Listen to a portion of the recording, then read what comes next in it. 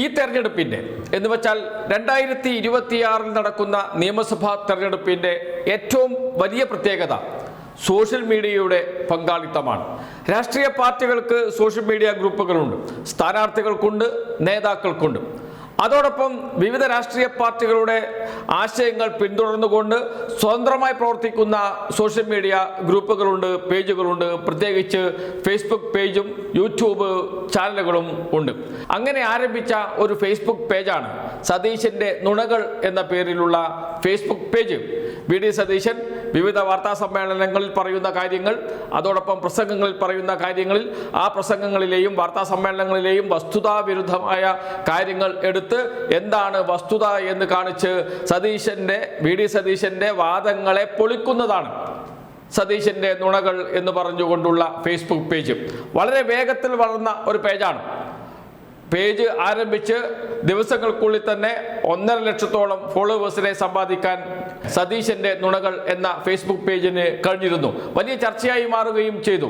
അതിൽ പറയുന്ന കാര്യങ്ങൾ പിന്നീട് മറ്റ് സോഷ്യൽ മീഡിയകൾ വാർത്തകളാക്കുകയും പ്രമുഖ മാധ്യമങ്ങൾ തന്നെ വാർത്തകളാക്കുകയും ചെയ്യുന്ന അവസ്ഥ വരെ വന്നിരുന്നു. എന്ന് വെച്ചാൽ സോഷ്യൽ മീഡിയയിൽ വലിയ ചർച്ചയായി വൈറലായി മാറിയിരുന്നു സതീശന്റെ നുണകൾ എന്ന ഫേസ്ബുക്ക് പേജ്. വല്ലാതെ അലോസരപ്പെടുത്തിയിരുന്നു വി ഡി സതീശനെയും അതോടൊപ്പം തന്നെ വി ഡി സതീശന്റെയും കോൺഗ്രസിന്റെയും സോഷ്യൽ മീഡിയ ഗ്രൂപ്പിനെയും. അതുകൊണ്ട് മെറ്റയ്ക്ക് പരാതി നൽകി സതീശന്റെ നുണകൾ എന്ന പേജ് പൂട്ടിച്ചു കോൺഗ്രസ് UDF. അതിനുശേഷം വീണ്ടും ഒരു ഫേസ്ബുക്ക് പേജ് സമാനമായ രൂപത്തിൽ ആരംഭിച്ചു. നുണേശന്റെ നുണകൾ എന്ന പേരിലാണ്. നുണേശന്റെ നുണകൾ എന്ന പേരിൽ തുടങ്ങി ദിവസങ്ങൾക്കകം തന്നെ 1 ലക്ഷത്തിലേറെ ഫോളോവേഴ്സ് ഉള്ള പേജായി അത് മാറുകയും ചെയ്തിരുന്നു. സമാന രീതിയിലുള്ള കണ്ടന്റ് തന്നെയാണ് അതിലും നൽകിക്കൊണ്ടിരുന്നത്. എന്ന് വെച്ചാൽ വി ഡി സതീശൻ പറയുന്ന വസ്തുതാവിരുദ്ധമായ കാര്യങ്ങളെ പൊളിച്ചെടുക്കുന്നതാണ് നുണേശന്റെ നുണകൾ എന്ന പേരിൽ ആരംഭിച്ച ഫേസ്ബുക്ക് പേജ്. 1 ലക്ഷത്തിലേറെ ഫോളോവേഴ്സിനെ നേടി വീണ്ടും സോഷ്യൽ മീഡിയയിൽ നുണേശന്റെ നുണകൾ എന്ന പേജ് വൈറലായി മാറിയതോടുകൂടി പരാതി നൽകി വീണ്ടും റിപ്പോർട്ട് ചെയ്ത് വീണ്ടും ആ പേജിനെയും പൂട്ടിച്ചു. അങ്ങനെ നുണേശന്റെ നുണകൾ എന്ന പേജും ഇല്ലാതായി. അതിനുശേഷമാണ് നുണേശൻ 3.0 എന്ന പേരിലുള്ള പുതിയ ഫേസ്ബുക്ക് പേജ് ആരംഭിച്ചത്.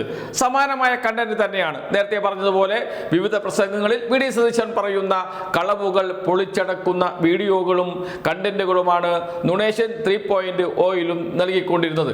70,000-ഓളം ഫോളോവേഴ്സ് വളരെ പെട്ടെന്ന് തന്നെ നേടാൻ കഴിഞ്ഞിരുന്നു നുണേശൻ 3.0 എന്ന ഫേസ്ബുക്ക് പേജിന്. ഇപ്പോഴിതാ വാർത്ത വന്നിരിക്കുന്നു, നുണേശൻ 3.0 എന്ന ഫേസ്ബുക്ക് പേജും പൂട്ടിച്ചിരിക്കുന്നു.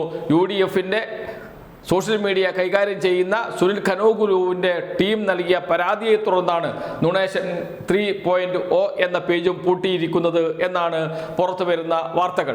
എന്തുകൊണ്ടാണ് ഈ 3 ഫേസ്ബുക്ക് പേജും പൂട്ടിക്കാൻ ഇത്രമാത്രം കഷ്ടപ്പെട്ട് പണിയെടുത്തത് സുനിൽ ഖനോഗുലുവിൻ്റെ ടീം, UDFന്റെ സൈബർ വിഭാഗം? കാരണം സതീശന്റെ നുണകൾ എന്ന പേരിലും അതിനുശേഷം നുണേശന്റെ നുണകൾ എന്ന പേരിലും അതിനുശേഷം നുണേശൻ 3.0 എന്ന പേരിലും ആരംഭിച്ച സോഷ്യൽ മീഡിയയിൽ വരുന്ന കണ്ടന്റ് ഇവിടെ പ്രമുഖ മാധ്യമങ്ങൾ തന്നെ ഏറ്റെടുത്ത് ചർച്ച ചെയ്യുന്ന അവസ്ഥയിലേക്ക് നീങ്ങിയിരുന്നു. വി ഡി സതീശൻ പറയുന്ന വസ്തുതാവിരുദ്ധ കാര്യങ്ങൾ ചൂണ്ടിക്കാണിച്ചുകൊണ്ട് ചർച്ച തന്നെ സംഘടിപ്പിച്ചതും നാം കണ്ടതാണ്. ഇതെല്ലാം വല്ലാതെ വിരളി പിടിപ്പിച്ചിട്ടുണ്ട് വി ഡി സതീശന്റെ സൈബർ വിങ്ങിനെയും വി ഡി സതീശനെയും UDF നേതൃത്വയും. അതുകൊണ്ടാണ് എന്ത് വില കൊടുത്തും ഈ ഫേസ്ബുക്ക് പേജിനെ പൂട്ടിക്കാൻ അവർ ശ്രമിച്ചത്. അതിലവർ വിജയിക്കുകയും ചെയ്തത്. എന്നാൽ വീണ്ടും ഇതേ പേജ് നുണേശൻ 4.0 എന്ന പേരിൽ വീണ്ടും ആരംഭിക്കാൻ, ആ പേര് ലഭിച്ചില്ലെങ്കിൽ മറ്റൊരു പേരിൽ ആരംഭിക്കാനുള്ള തയ്യാറെടുപ്പിലാണ് ഈ പേജിന്റെ അണിയറ പ്രവർത്തകർ. എന്തു തന്നെയായാലും വി ഡി സതീശനും UDF നേതാക്കളും ഒക്കെ പറയുന്ന വസ്തുതാവിരുദ്ധമായ കാര്യങ്ങൾ അത് പൊളിച്ചെടുക്കണം.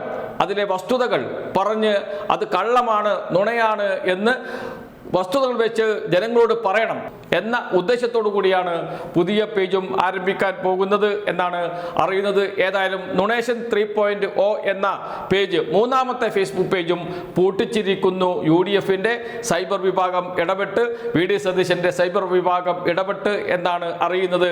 വരും ദിവസങ്ങളിൽ പുതിയ പേജ് വരുമെന്ന് പ്രതീക്ഷിക്കാം. അതിൻ്റെ തയ്യാറെടുപ്പിലാണ് അണിയറ പ്രവർത്തകർ എന്നാണ് അറിയുന്നത്.